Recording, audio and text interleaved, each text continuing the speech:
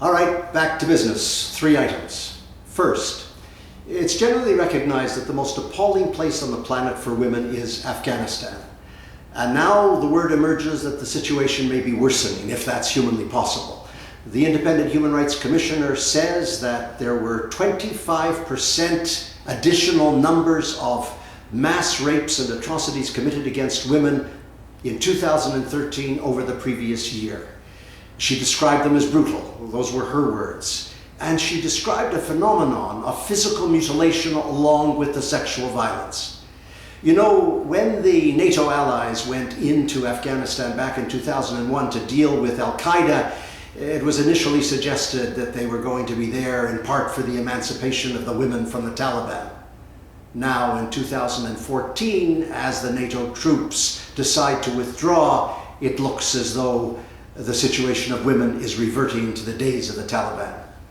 Years from now, historians will be wondering what occurred in the interim to improve the lives of women. Second, it has emerged from South Africa, of all places, that there are serious setbacks in the provision of treatment to the over 2 million people who are now in treatment, a tremendous achievement, an increase in numbers of the 6 million people who are infected in this country.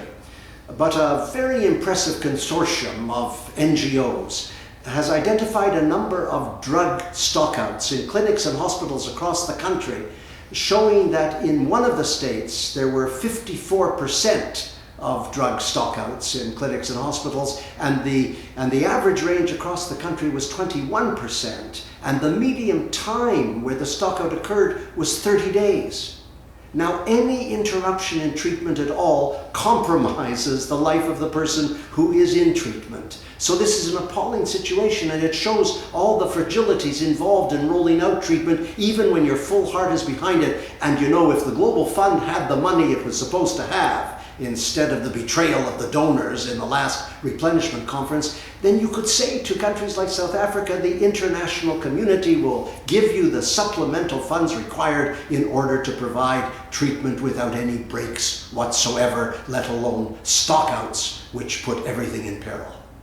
And finally, let me use this, this early 2014 commentary to welcome and acknowledge the appointment of Dr. Deborah Bricks, I guess it is, formerly of the Center of Disease Control, or soon to be formerly the Center for Disease Control, as the new head of PEPFAR, the new Global AIDS Coordinator for the United States' big program.